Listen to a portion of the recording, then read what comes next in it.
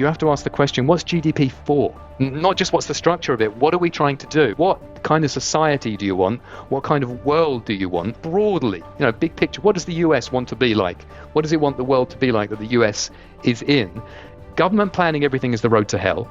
But if you give everyone complete freedom of choice and free will, you will achieve nothing if you don't have morality. And the only way you can have a purely free market is if everyone in the economy has a completely moral sense of what are we here for? What's GDP for? Rather than just, I'm going to screw the next guy to try and get 3 or 4 basis points more for the next month.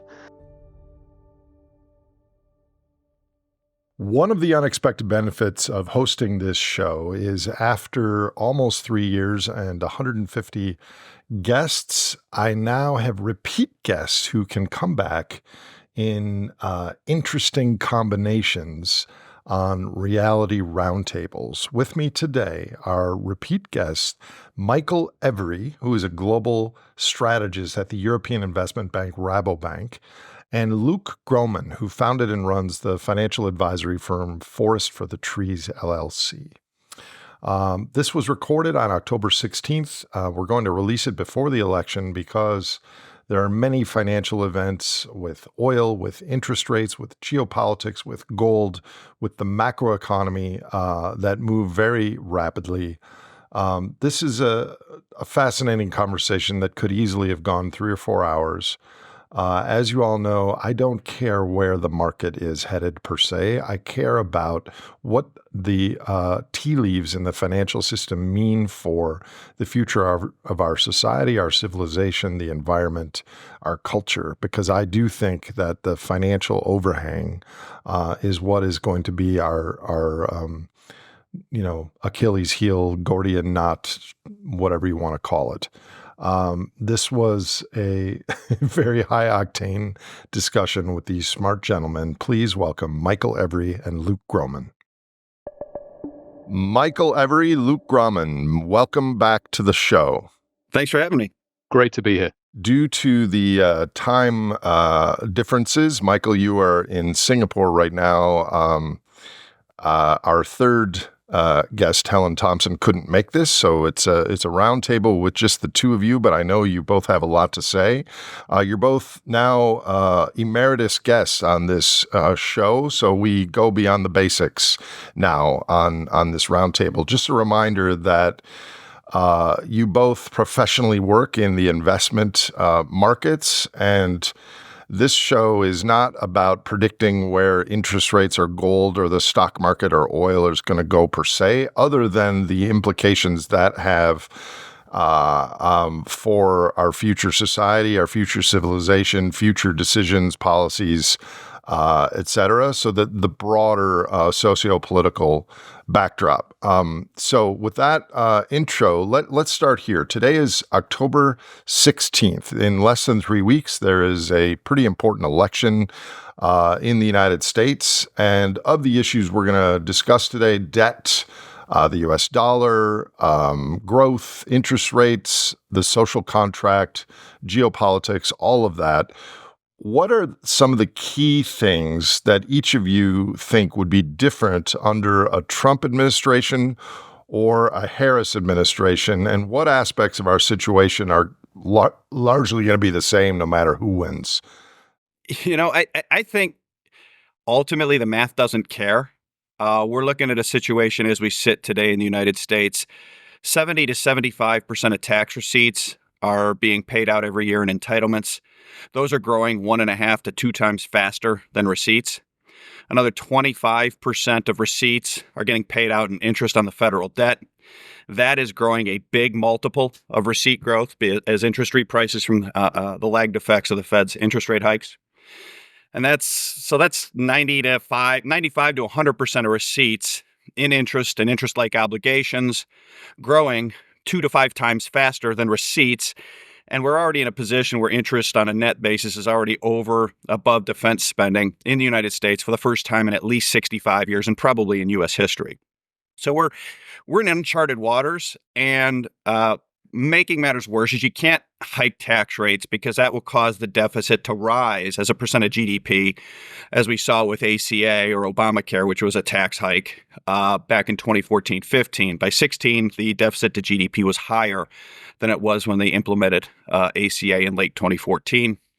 And so the math says that the only policy questions are we going to cut defense and entitlements, or are we going to print the interest?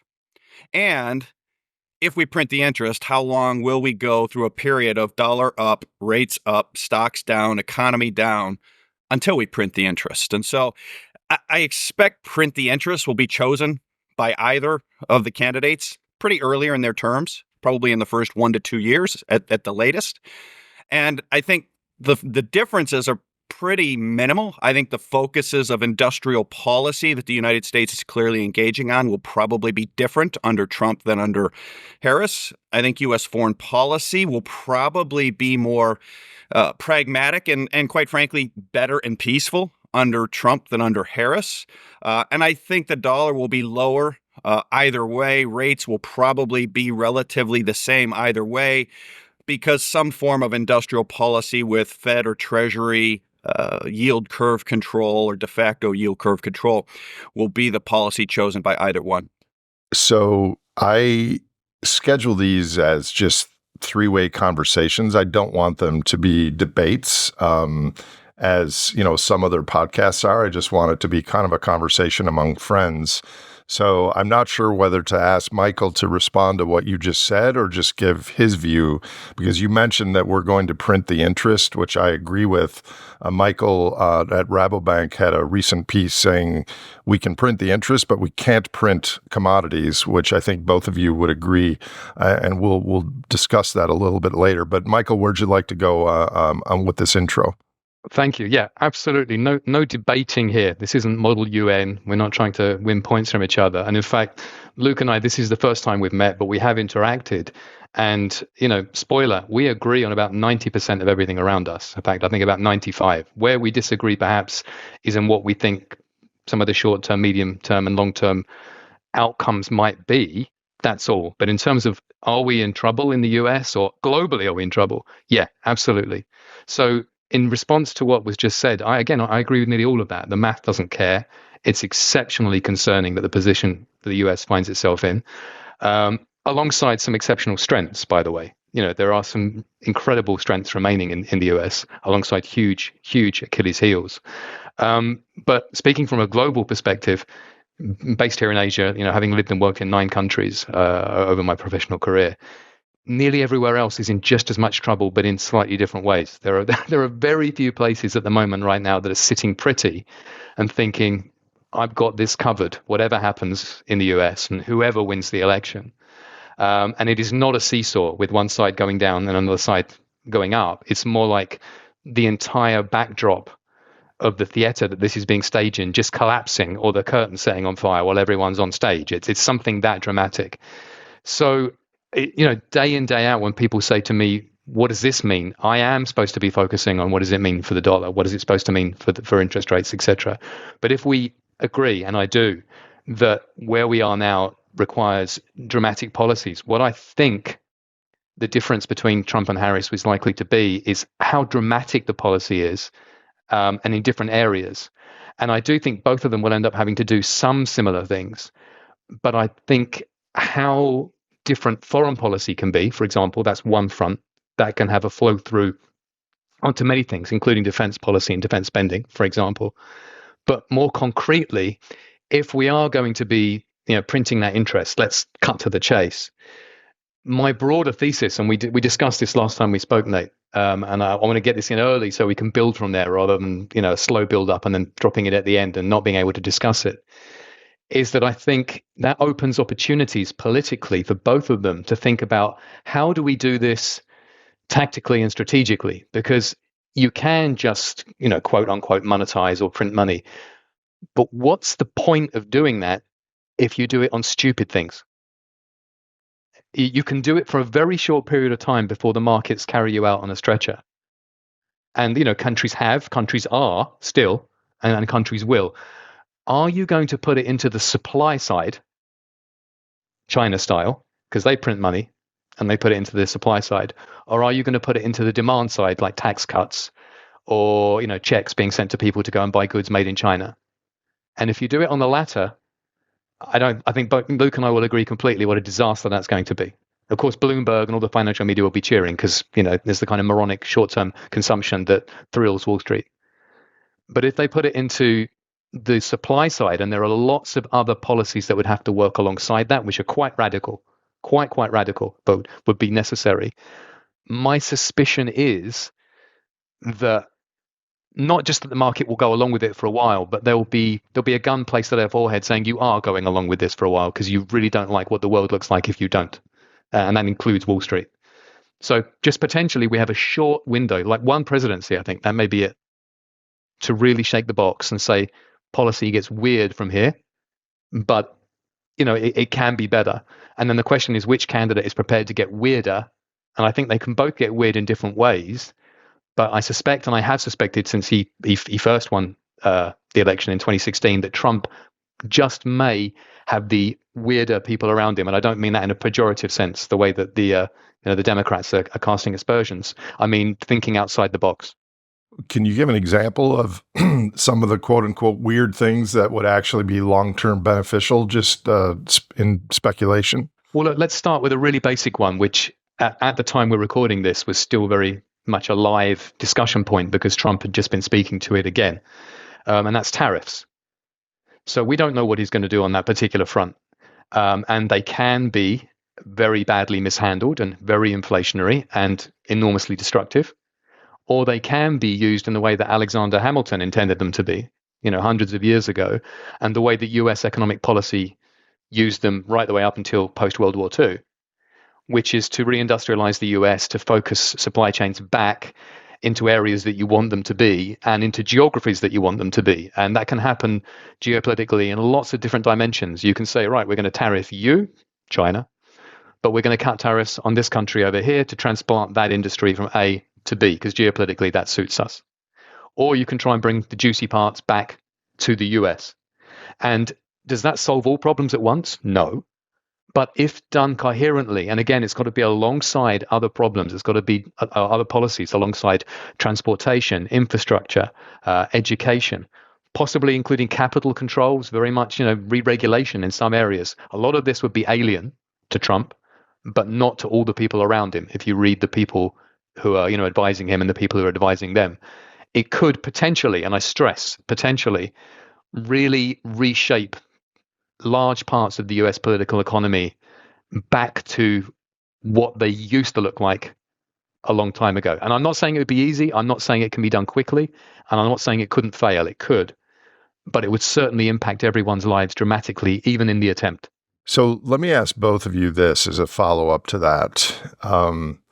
We have become very good at kicking the can, increasingly financially since 2009, all kinds of too big to fail and artificial guarantees, and the Fed and central banks step in, and what that is, and then stimulus in 2020 to everyone getting these checks, et cetera.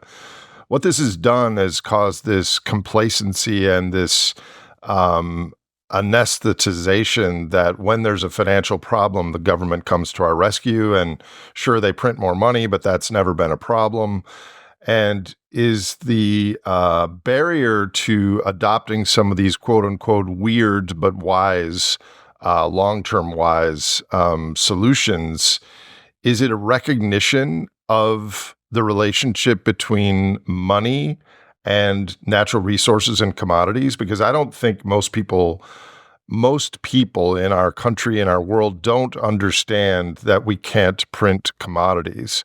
And where I'm going with this question is, of course, we're not going to voluntarily tighten our belts. So we're going to, as both of you said, print the interest.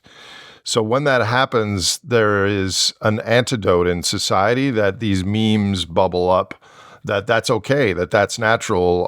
It's the modern version of Keynesianism is modern monetary theory, which since my first interview with both of you has become more prevalent. In my opinion, it ignores energy, ecology, inequality, the impact on international countries that are tethered to the dollar that don't get the benefits of borrowing more money. So do we need still more education on there are physical limits to debt and interest expansion? Or what are your general thoughts on all that? I don't think it's physical limits, at least in the foreseeable future, as much as it is political. In other words, I agree with much of what Michael laid out and how it could work. And what Michael laid out is the United States unilaterally restructuring, ending the dollar reserve status as it's been structured since 1971, and restructuring it into something that is a different type of dollar reserve status, but it is a reserve status built around subjugating the bond market and subjugating Wall Street and subjugating Washington, D.C. to the 90% of Americans, to the U.S. working class, to U.S. working and middle class wages. And that is a 180-degree political change versus, call it 1982 to present, which was subjugate the U.S. middle and working classes and the U.S. defense industrial base in order to support the real value of the U.S. bond market, in particular the U.S. Treasury market. And that was very, very good for Washington, especially certain interests. It was very, very good for Wall Street, especially for certain interests. And it was very, very good for the 1% in America and the 0.1% in America in particular. What Michael lays out, which I agree with a lot of, would basically be really good on a relative basis for the bottom 99.9%, the bottom 99%, the American defense industrial base, and the U.S. middle and working class at the expense, relatively speaking, of the 0.1%, the 1%, Washington, D.C., and Wall Street. This is a good thing. It's a good thing for the world. It's a good thing for America. It's a good thing for political cohesiveness in the U.S. and the world. But it requires a political change that is arguably the biggest one we've probably seen in, decades or centuries. It is literally a political revolution. And so I hope we can do it. I hope we can do it. I hope we can do it safely, peacefully. However, if we do that, then you'll start to see things like, I thought was really interesting 2 weeks ago. Kamala Harris, in her economic proposal, lays out the need to mine more nickel and cobalt and stockpile it. That's just a function of the dollar system. If you end the dollar's reserve status as it's been structured since 71, which is to say, get rid of the Treasury bond as primary reserve asset, which I think we're well on the way to doing, then all of a sudden it makes sense to mine our own nickel, mine our own cobalt, etc. Eventually that will be a problem, but that's just a price of the dollar issue in the short run. In the long run, I agree there are some physical limits based on that. That's a price issue. That's a systemic structure issue. But I think in the short run, some of those physical commodity limits are just a function of some of how we've managed our economy for the last 40 years. But let me take the international angle again, if I may, for a second. Within America, again, that's what I think is the case, as Luke just stated it. But it would shake up the international economy in a way you can't believe, because almost everybody here in Singapore, everywhere else I go, directly, indirectly, 3 steps removed, 4 steps removed, they're all in the US dollar economy. You're all making something that you sell to someone who sells to someone who sells to someone who sells it to the US. And a dollar flows down through that pyramid. And at the moment, yes, behind that is US Treasury bonds and US financial assets that are the export, if you will, from the US that prop that system up. And the debt dynamic always says ultimately that collapses. And throughout history, they always have those kind of systems. And particularly, with the stresses being placed on the US right now, that we're getting there and fast forward. And if we do go back to this alternative that we're both discussing here, it isn't the dollar suddenly going to collapse away. And that's it. No one wants dollars anymore. It would be a different kind of dollar, a different kind of reserve. Because if you're moving to a more protectionist world, and let's go beyond that, a more mercantilist world, which is what we had under gold standards in the past, at least pre-World War II, where everybody was attempting to try and sit on a hoard of gold coins like a dragon by exporting more than they imported, that's necessarily zero sum. Whether you've got a finite stock of commodities or not, you're trying to make sure that you are the one with the top end of the seesaw and everyone else is at the bottom. Because then, like Germany with Greece within the Eurozone system, before the crisis, you basically get to be running the trade surplus, lending money to them, and then telling them what to do when they can't pay it back. So that's where you would move towards. And for that, you do need a strong military industrial complex because it's going to involve a lot of muscle. And you need a lot of nickel, a lot of cobalt, and a lot of, physical strength across the spectrum to say to people that, we are still top dog in a mercantilist world. We can do mercantilism again, and we can do it well. And, the US did do it well for a very, very long period of time. Now, you've got China up against you right now, which is a far larger producer of almost everything physical, not commodities, but everything else. So the US challenge then is to say, okay, how can we manage to pivot back to production as quickly as possible? And I think it will have to be within a nexus of allies. I mean, Canada's not going to get a choice. They're going to be roped in. And obviously, the election in Canada is likely to return a government that I think would get along probably fairly well with Trump were he to win. Or conversely, if Trudeau were to pull something out of the hat, he'll continue to get along well with Harris. The UK, speaking as a Brit, no idea where they're going at the moment. They're just waiting for a larger dog to bark and to follow a lead. Australia, New Zealand, Japan, South Korea. This is a nexus of countries that I think are going to have to integrate more and more together. And where the US isn't able to produce right now, so let's say for the next 3 years, it's going to have to lean more and more on Japan and South Korea. For example, for shipbuilding, I can imagine for a few years you're going to be building US Navy vessels in Japan or South Korea until you get the shipyards back up to scale again within the US. I mean, this is a hypothetical, but it seems quite a realistic one to me. So the world starts to shift and change quite dramatically. Sides start having to be taken. Bamboo curtains and iron curtains start going back up between who does and doesn't trade with each other. And so there's a geopolitical kind of threshold to this as well, which doesn't sit well when you're thinking about the Earth as a single entity biologically, and how you cooperate and collaborate across international borders to try and get the best of all outcomes. So it's quite frightening to think of it from a one world perspective, but it seems to me the only way we're going to ever get around to actually addressing the underlying imbalances which create larger problems is by creating geopolitical problems that look just as scary, if you see what I mean. I do see what you mean. And let me, for those that don't follow a British accent or history, you mentioned mercantilism a couple times, which my understanding is back in the 16th and 17th century, it was based on the premise that kind of wealth was static and you had to manage the prosperity of your country by doing trade and being a bigger exporter of things rather than an importer, which is kind of the opposite of what the U.S. has been. We import so much because of the dollar, because of the reserve currency and all that. So barring a war, a big war, which we can talk about in a second, isn't mercantilism or some sort of world like that a natural progression of once we reach peak growth and we kind of bounce around for a while, that's naturally where countries will try to go? I think it is. If you go back to 1980, the head of the BIS, Yael Zylstra, said, "Look, we survived the first oil crisis, we survived the second oil crisis, but the world cannot survive a third oil crisis because the oil importing countries won't be able." The oil exporters won't want the paper of the oil importers because the real value of the paper will be declining against oil. And so the oil exporters will start demanding a settlement asset that preserves their real purchasing power, because otherwise they're just better off leaving it in the ground.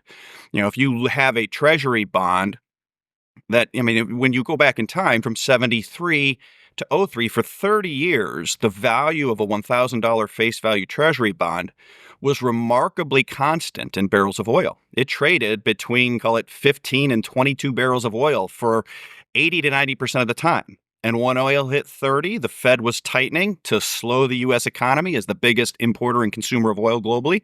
And the Saudis were increasing production as our partner in that deal. And on the flip side, when oil got down to 15, 12, the United States was cutting rates and the Saudis were cutting production, and they kept that. And the deal was under that system for 30 years is the U.S. Treasury bonds were as good as gold for oil. And so that's exactly what Zylstra was talking about. And the problem is that system began to break down around 2005 due to a combination of geological factors that you guys are both well aware of, which is peak cheap oil. It began to break down because the emergence of China was driving a new major importer of oil. And all of a sudden, the real value of treasuries in oil terms, in underlying physical world terms, began collapsing. The U.S. shale miracle, revolution, whatever you want to call it, which was a combination of cheap money and significant technological advancement of a 30, 40-year-old fracking technology, bought time for that. The United States has been able to support the oil value of the treasury bond as a reserve asset by virtue of shale. Now, we are seeing what we're seeing in shale. Shale production hasn't grown in 4 years. It's probably not going to grow a whole lot, barring oil prices that go a lot higher, but oil prices going a lot higher create empirically problems in the treasury market. And so we've reached this point where I think, to your point, Nate, that once it's Triffin's dilemma.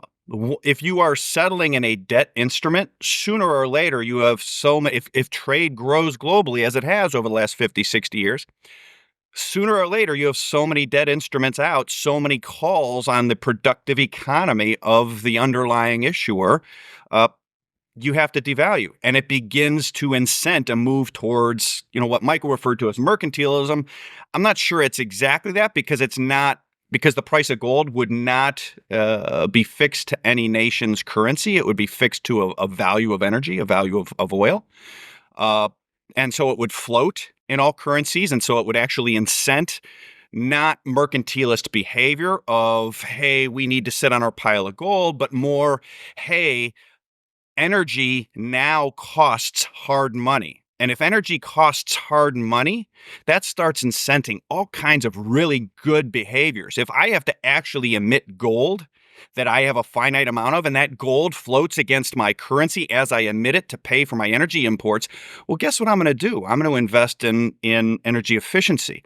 I'm going to invest in alternative energy sources. I'm going to invest in nuclear. I'm going to invest in electrification. So unlike the mercantilism of, hey, the dollar is $20 an ounce of gold, or the British pound is whatever, £4.86 or whatever it was of gold, however, some sort of fixed parity, that's never coming back. But what the energy realities and the debt realities and Triffin's dilemma is pushing us toward, it is pushing us toward gold, but not gold mercantilism. It's pushing us towards fixing a unit of energy in a weight of gold.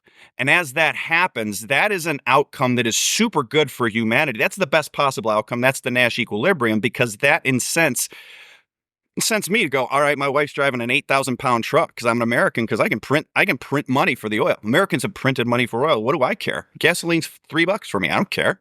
Now, if I have to emit my gold effectively to pay for my wife's truck, it's like, well, all right, I'm going to actually we're going to sell that at a huge loss. And we're going to get something that's electric or hybrid or something that's smaller. So that's what you need to really drive it. But it's not mercantilism. It's a shift in policy, but it's not mercantilism as it was, 100 years ago, 200 years ago, 300 years ago.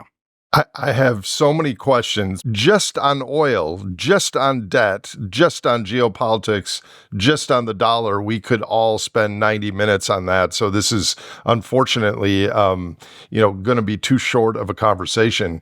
I think Luke's example of his wife's 8,000-pound vehicle is a microcosm for all the things that we face. And I have some other follow-up questions, but Michael, I'll let you respond now. Okay, this is where I really regret that it's very late at night my time, because this is an extremely complicated argument I have to try and put together really quickly in order to kind of follow on from the conversation and to remember everything that Luke said, which is very coherent. This is one of the few areas where we do disagree, and when we've had chats together, we've come to different conclusions. As I said, having recognised the same problems.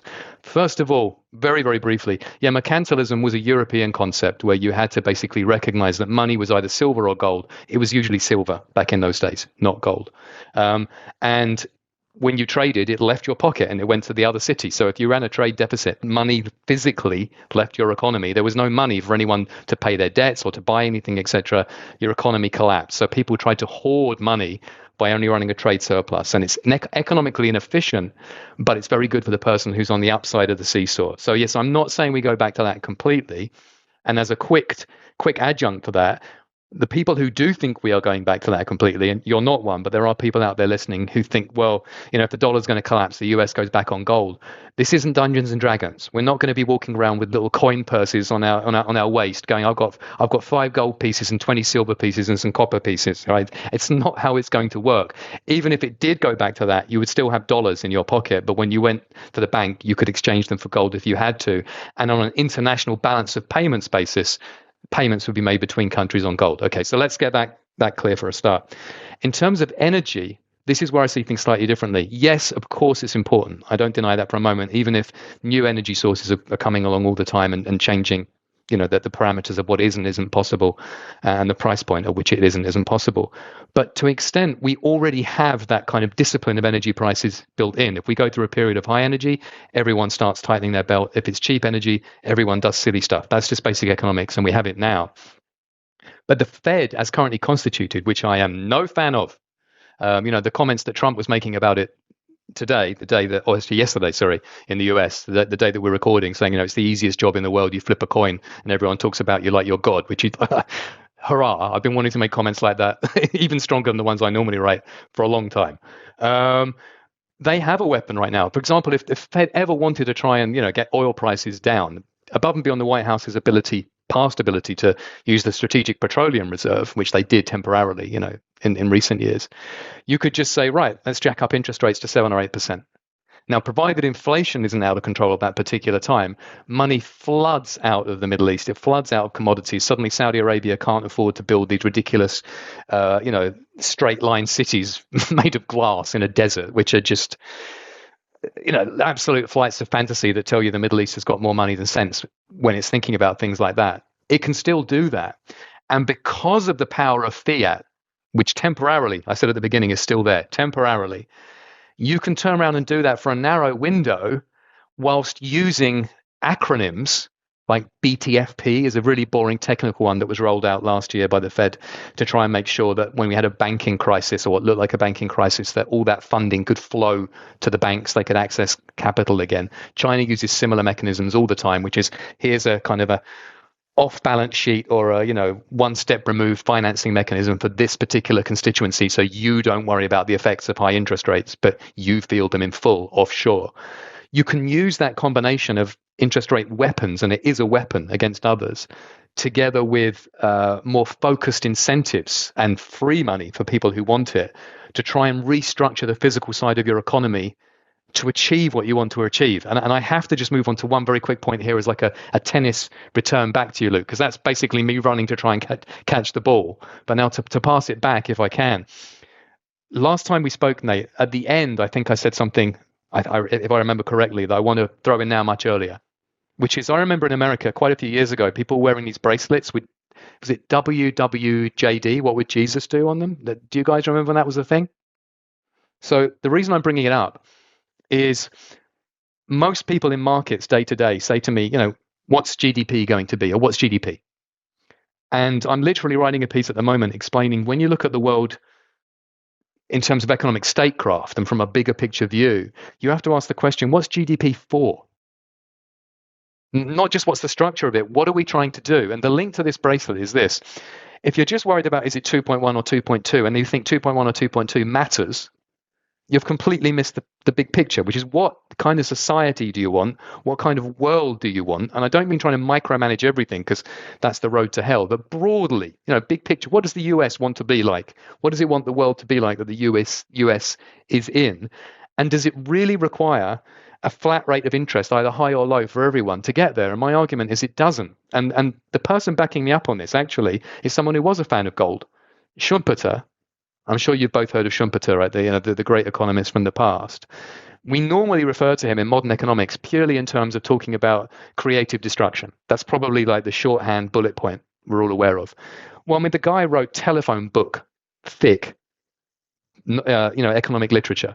They're incredibly economically dense. I defy anyone listening to this today to pick up an original text by Schumpeter and start reading it, and you see what a real genius thinks like when they're writing. Someone with a planet-sized brain who's incredibly cultured, was the finance minister of Austria, really knows their history, politics, culture, theory, maths, everything.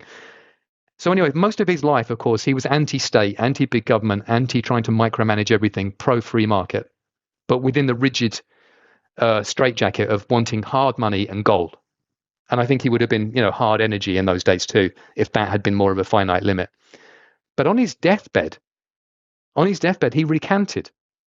And he openly said, he'd become more religious as he got older. He was Catholic. I'm not, I don't know if you guys are, but he got more and more religious as he got older. And he realized, he said, government planning everything is the road to hell. And I largely agree with that. We start well and it goes wrong. But if you give everyone complete freedom of choice and free will, you will achieve nothing if you don't have morality. So when you have the WWJD bracelets, it's supposed to say to you, you can do whatever you want on this earth, but what would Jesus do? Would he really be doing that? And the only way you can have a purely free market is if everyone in the economy has a completely moral sense of what are we here for? What's GDP for? Rather than just, I'm going to screw the next guy to try and get 3 or 4 basis points more for the next month. That's not going to work. And even if you go back to gold, that won't work. That won't help heal society. Gold has always been a very cruel mistress for the poor and for the middle class. It's been good for the rich generally. And even if we go to oil as a modern gold, that will be good for efficiency. I'm in favor of energy efficiency, of course, but it turns off the possibility of saying, well, we can use fiat to print for a few years to finance a project that, like the New Deal that FDR used, to build dams, etc., which were necessary for hydropower. You can't do that if you're on a rigid straitjacket. So we need to have some sort of reinvention. And it's going to get weird, to go back to that, really weird to think, what is GDP for? How do we get there? And does it mean we just have one Fed funds rate, or do we have variable ones? You get cheap money, you get expensive money, and we want to blow you up. Either, with a high interest rate, or if it's someone being too cheeky geopolitically, politically. Do we really literally mean blowing people up sometimes? Two addendums to that. I would say first, the 7 to 8% rate you highlight that the Fed could do to fight oil, that used to be true. It's not true anymore for 2 reasons. Number one, 7 to 8% rates are going to crater U.S. shale, which has been 90% of global production growth over the last decade. So basically, you would actually very possibly, by setting rates to 7 to 8%, actually send oil prices up, not down. And then the second part is at 7 to 8%, with 35 trillion in debt, 120% debt to GDP, and receipts that are extraordinarily interest rate sensitive, you would actually send U.S. interest expense pro forma above receipts, just the interest expense, not even the 3.3 trillion in entitlements, at 7 to 8%. And so that, I think, are the two things that the world sees that sort of the American dollar status quo centric doesn't see, which and it's the reason why gold has completely diverged from real rates. It's not that people want to go to gold, it's that people are looking at the math and going, okay, it's 7 to 8%. The US cannot keep shale producing where it is, which is the only reason my treasury bonds have not continued collapsing against oil post 08. Number one, okay, so that tells me I need to get rid. If all I care about, or if I care about preserving the purchasing power of my reserves, I have to switch from treasuries to gold. Number one, and then number two, if the Americans can't make their debt, if they can't even make the interest payments at 7 to 8% out of receipts without printing the money, why do I own this paper again? that also speaks to gold. And so I think those are the shifts that are occurring and the reason why we're seeing the behavior we're seeing.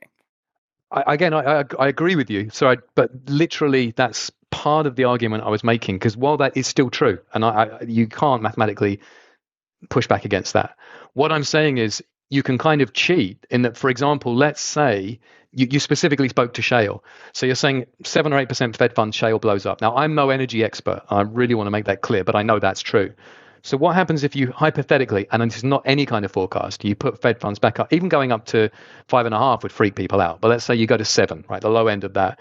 But at the same time, the Fed, as the regulator, gets on the phone to every bank that's lending to shale and said you're lending to them at 2. They could absolutely do that. However, and you Why you made the very valid point that that's what China does. But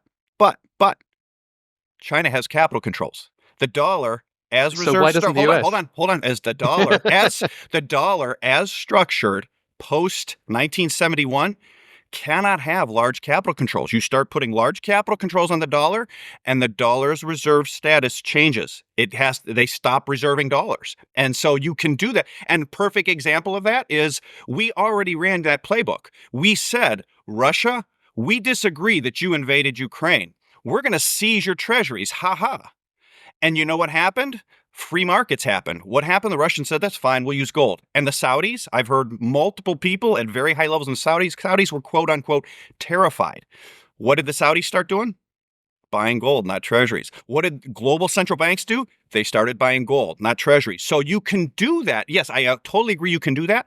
If you do that, that is a restructuring of dollar reserve status, full stop, end of story, to a system where gold is the neutral reserve asset, no longer treasury bonds. No one's going to reserve treasuries under that system if you're going to pick and choose what the rate is based on what suits you. You would be a fool to do that. Just want to jump in because you both have talked about the power of fiat. And is the power of fiat ultimately the dollar and the bond market, or underneath that, is it the technology and productivity of the economy?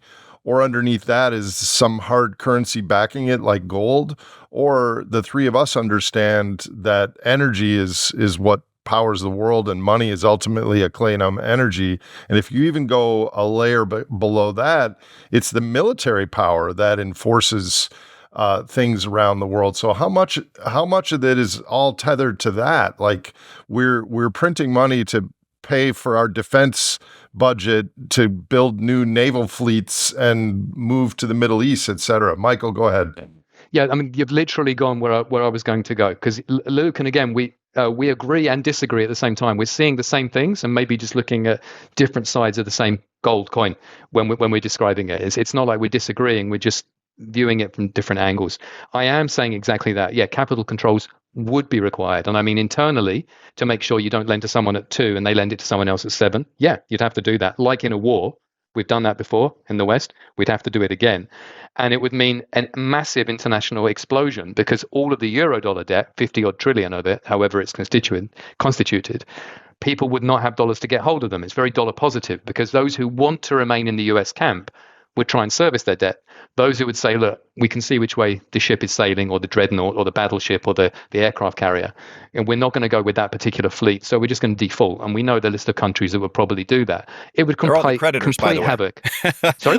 They're all the creditors are the ones that would default, by the way, sure, of the entire so economy. The creditors, and then we'd find out then how stable their economies really are when you wipe out the whole pillar of collateral that they're using domestically. Like, China relies on dollars still. Trust me, if that all disappeared, it would be a big push, even though they could do it, to try and reallocate towards something else, particularly for a country with very few commodities, albeit lots of widgets, which don't last very long most of the time. Okay, so I agree that's the case. But then if you then say, well, the US dollar is again going back to a mercantilist or quasi-mercantilist asset, which is backed by the world's most powerful military and a lot of commodities, because the US still has a lot of different kinds of commodities.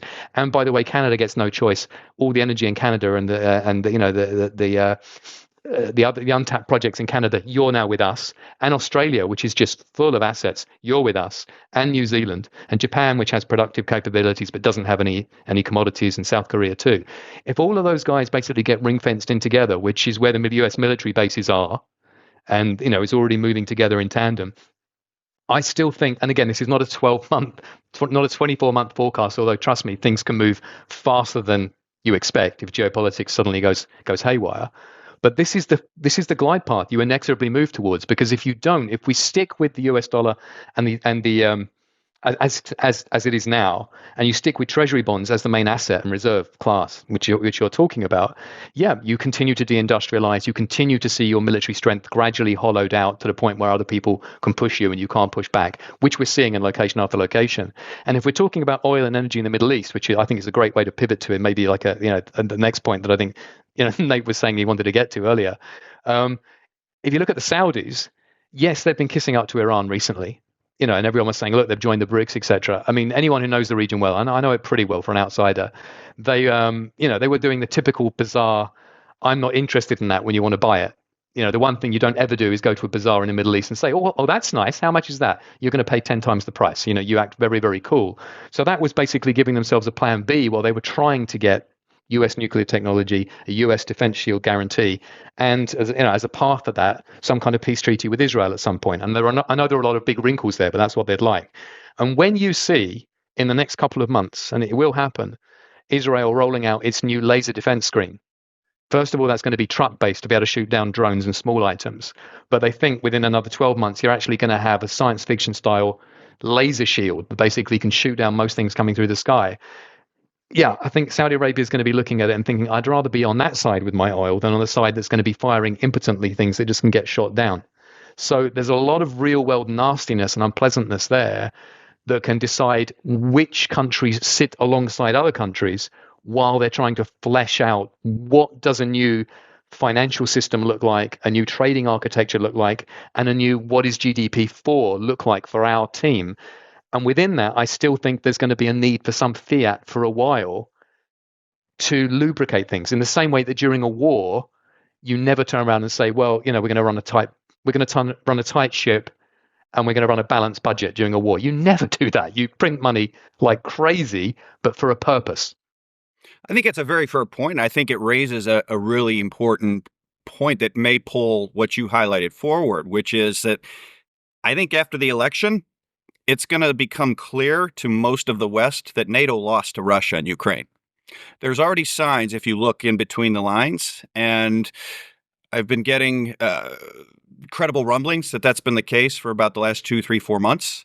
And I think ultimately, talking about morally reprehensible things, I think we are seeing strategies to basically extend things till after the election because one side thinks it'll help the incumbent if they don't have to sort of say NATO lost here. That's never happened in a U.S. election before. Never. Right? Which is exactly right. So I think what that means is sort of this military backing of which side do we on? We better have those lasers because if we don't, the decision may not go the way you think it's going to go. In the same way that I heard, 5, 6 years ago, one of the biggest tech companies in Asia from a relationship like, look, don't make us pick because if push comes to shove, we have to pick China. Let me just add a further wrinkle into this. What are the implications for Europe of all the fiscal problems that you mentioned and the Eurodollar and all the debt, if it also has to address rearming, if this NATO situation kind of unravels and the U.S. moves its support to the Middle East or just stops its support there. If Europe has to rearm, how do they do that with all the trillions in debt extant?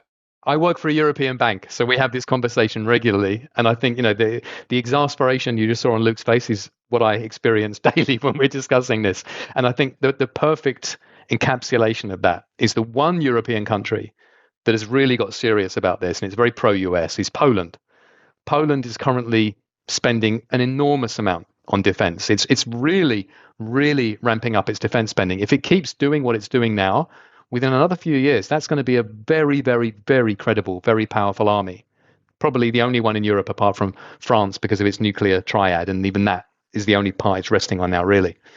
And yet Brussels, so the center point of the European Union, is about to fine Poland for running too large a budget deficit. as being the only country that's rearming and defending Europe's eastern frontier. They have no idea what they're doing. And I tell them regularly. And in fact, tomorrow morning, I've got an early breakfast following this very late night podcast in which I'll be talking to Europeans and telling them, you all tell yourself you're searching for strategic autonomy. And actually, you're going to end up with strategic on top of me. Like everyone's going to be dogpiling on you if you don't wake up. But one more point on that, if I may.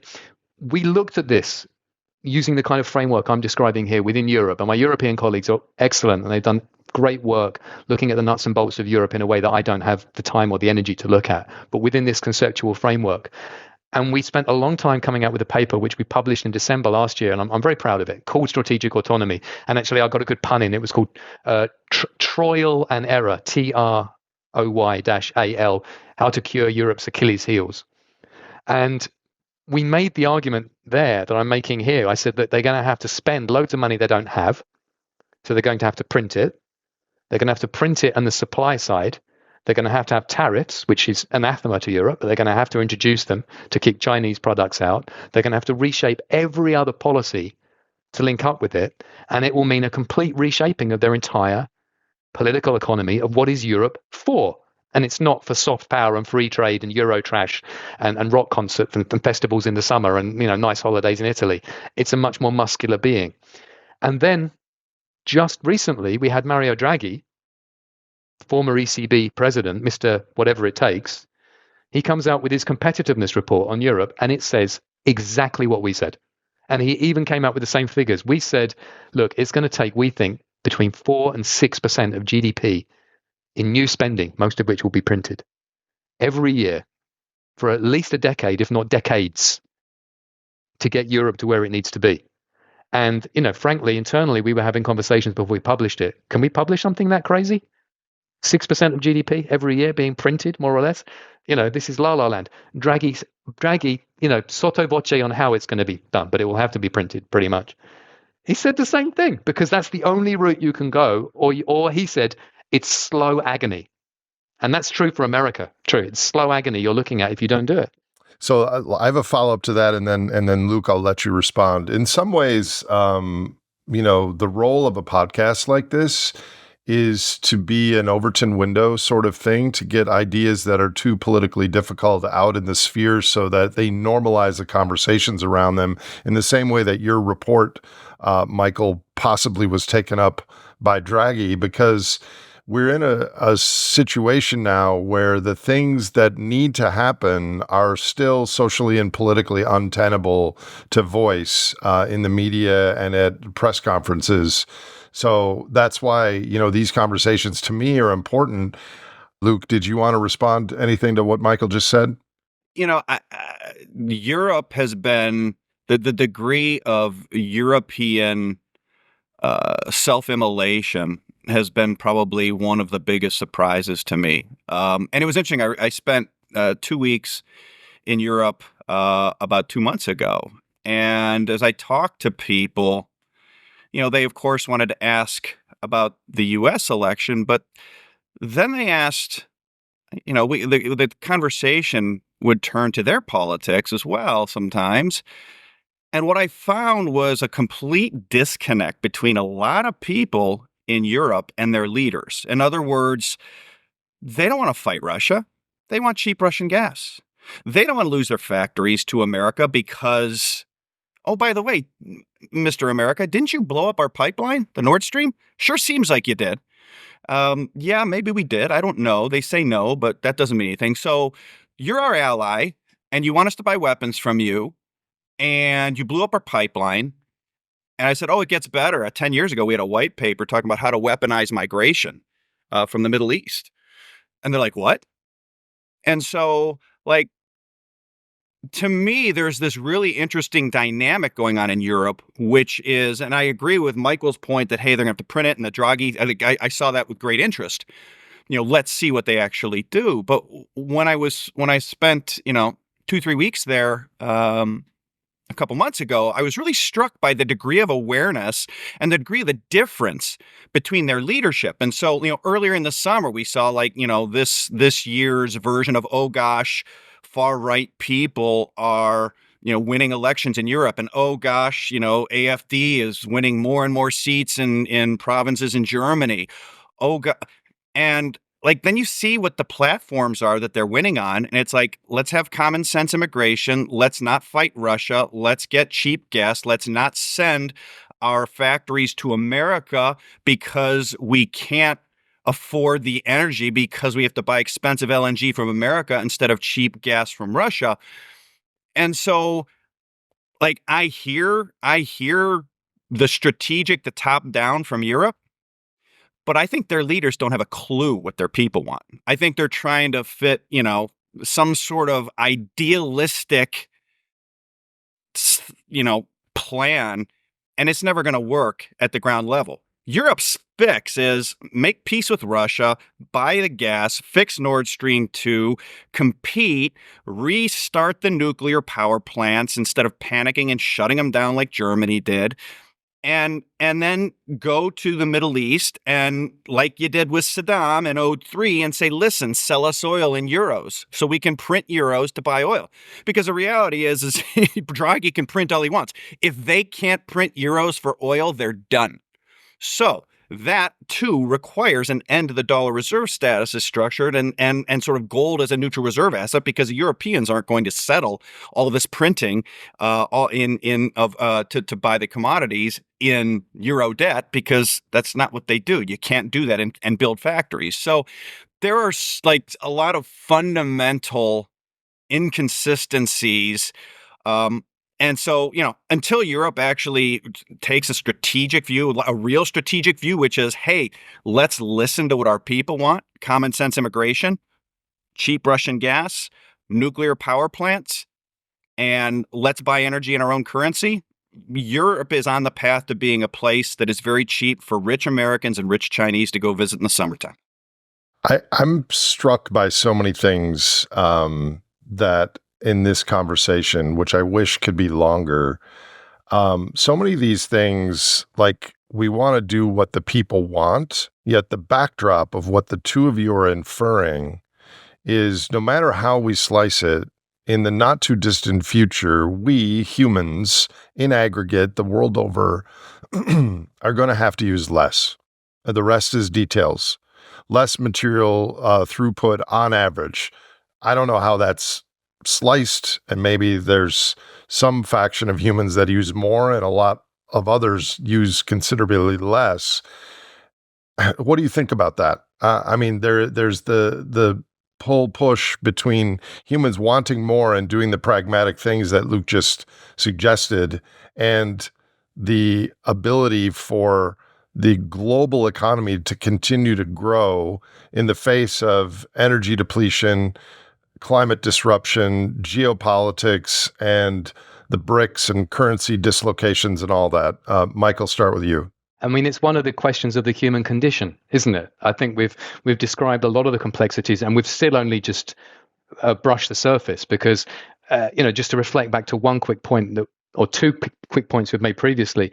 On one hand, no one knows what's happening with Russia, Ukraine, but let's presume that may or may not be done soon one way or another, and Russia may or may not have the upper hand. Let's say it does, okay, hypothetically.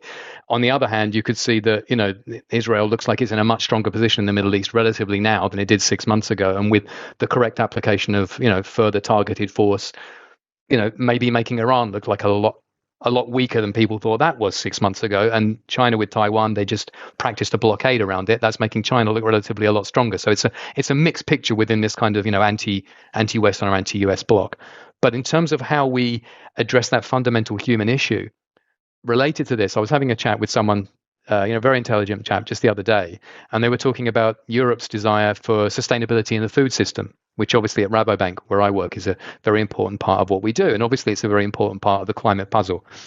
And we were discussing geopolitics in food. And I said, there's always been geopolitics in food. This isn't a new thing. Since year dot, I've got food and you haven't, makes me rich and powerful, and also not sleep very well at night because you haven't got food and I have.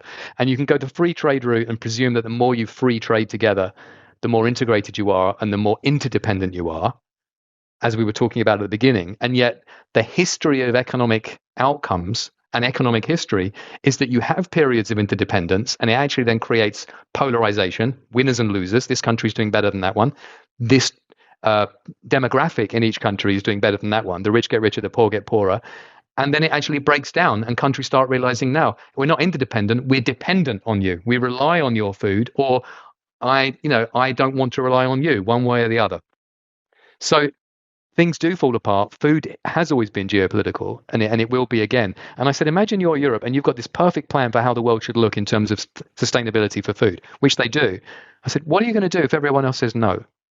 What are you going to do if one by one countries democratically vote for it, democratically, and say, we're not interested? We're poor. We want to eat more meat, not less. Yeah, the price is going to keep going up as a market function. There's nothing we can do about that, but we're not going to voluntarily give it up. Or we're going to try and become friends with countries that can produce it, like Brazil, because they can do that relatively cheap, cheaper than America. So we're just going to try and become friends with them. And if they become friends with China and Russia, so we're friends with China and Russia because we want more meat. Are you going to invade them, Europe? Are you going to say tut, tut, tut? Are you going to set up a committee? Are you going to wear a T-shirt? Are you going to make a documentary? What are you going to do to actually make the world be the way you want it to be? And I said, I don't have an answer for you, but you don't have the force to do it. If you did, morally, would you want to do that? Probably not. So how do you persuade people? And this is where the planned economy road to hell comes from. We've all got a vision for how great it would be if we could all do it.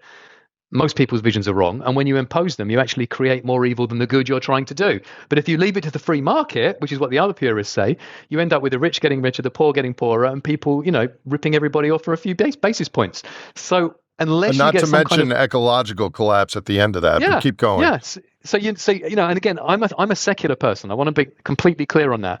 But I completely echo what I've been hearing. In fact, I've been saying it for years, well before they were. What I've been hearing very intelligent chaps like Brett Weinstein saying recently, which is, I wish I were religious.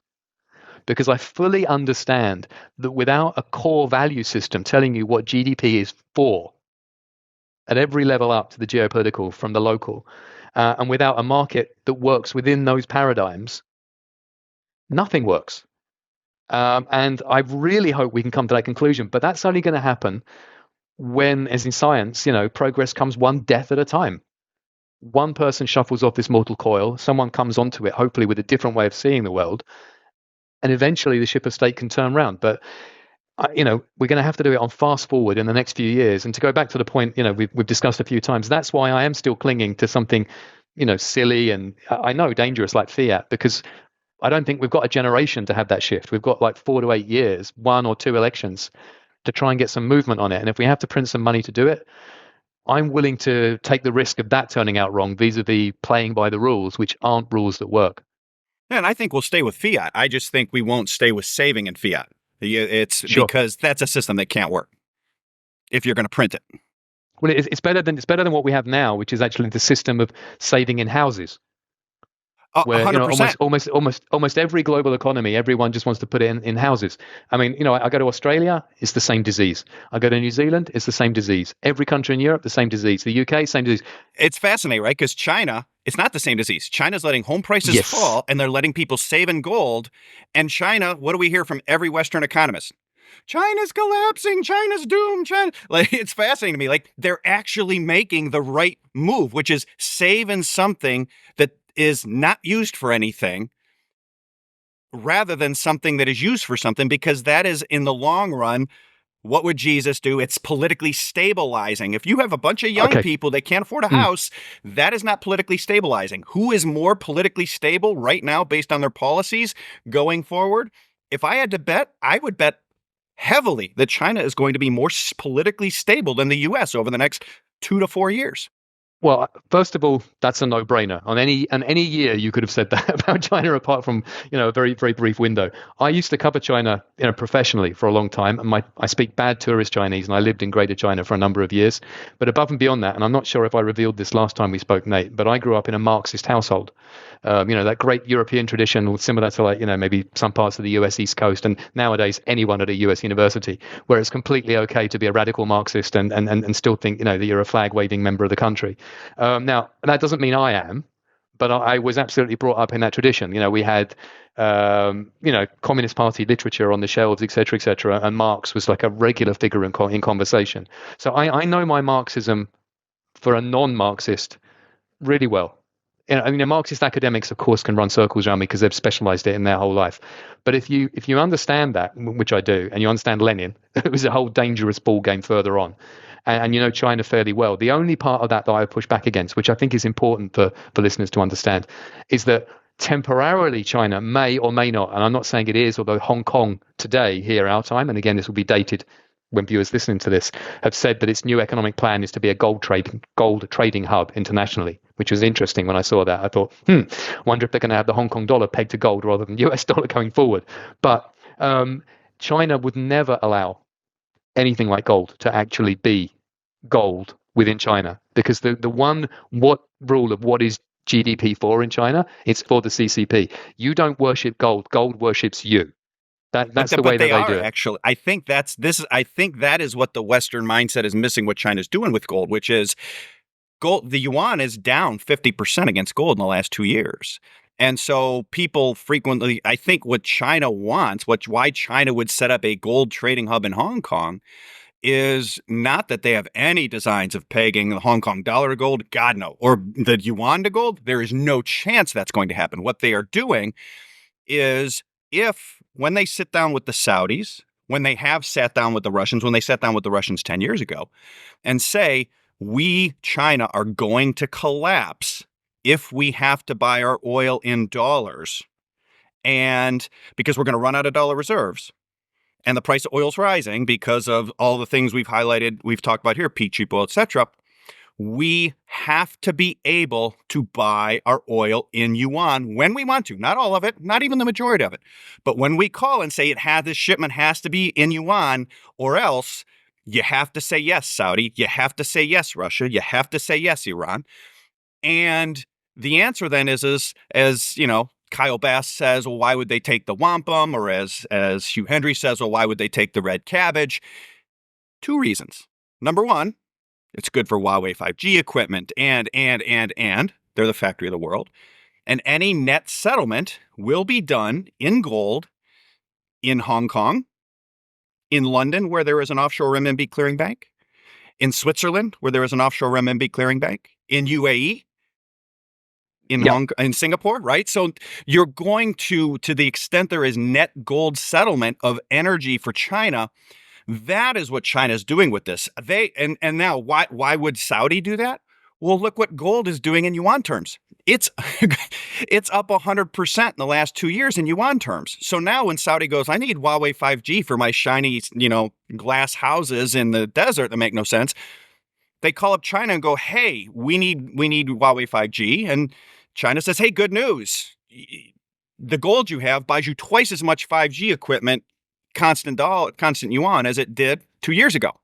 And the more oil you buy in it, the more it's going to buy in the future. It's a virtuous cycle of trade that China is instituting, like in plain sight. And sort of people don't see that. That's sort of like, well, are they going to, their bond market isn't big enough to settle yuan imbalances. No, but gold is. Well, not at current prices. Exactly.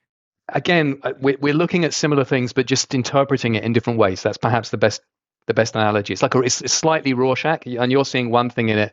I'm seeing something that's similar, but a bit different. So when you said, why would you take the renminbi? They don't take the renminbi. They immediately say, well, we want to offset that against these many goods, which are made in China. So they're not actually keeping it. Is that any different than what they do with the U.S., where they actually just buy our stocks? It used to be that they would actually send dollars to each other, and then there would be a balance in dollars in one country or the other. Now it's like we're pricing in dollars, which is important. How much is that? $70. How much is that? $70, that widget. Right. Okay. We'll swap them. And, technically we can say we invoiced in renminbi, but we know what the actual price was when we converted it. It goes across. And so you're describing the Eurodollar system without the Eurodollar system. Well, I'm describing barter. That's what I'm describing. But that's the Eurodollar system without the Eurodollar system. Well, they're trading in dollars without dollars, right? That's the Eurodollar system. But the Eurodollar system is based on debt, and there's no debt on the back of this. There are no financial issuance here. It's purely just one physical good for another, which is good and bad at the same time. So they're very, very different, right? But that's how they get out of the problem. Well, yes and no, but this is the broader point I want to come back to.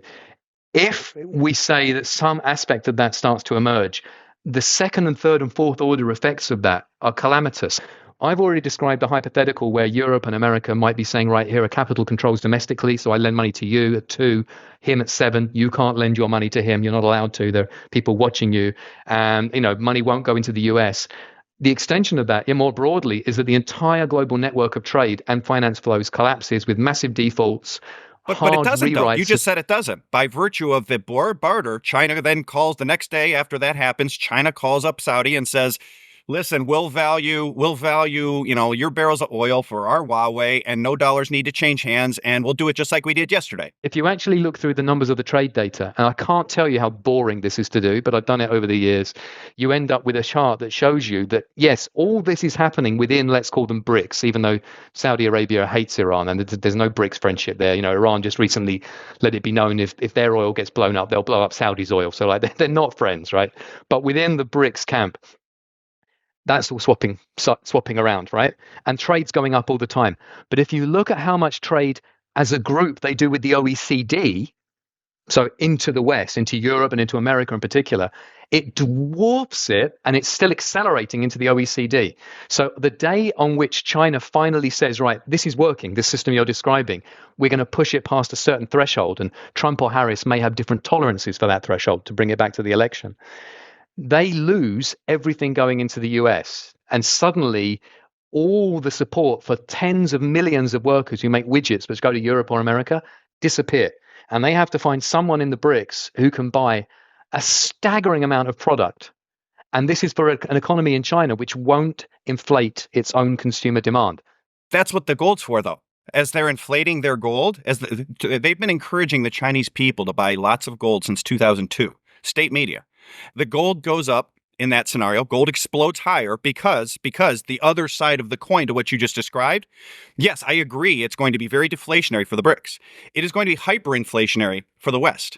Think about what you just said. We're going to cut off all the stuff from China. Shelves go empty in the West. The bond market collapses. The Fed prints it to keep financing the government. Gold goes to the moon. So now when gold goes to the moon, in the BRICS, we've got how much gold did Chinese people own? Or number one, and then how many do the Indians own?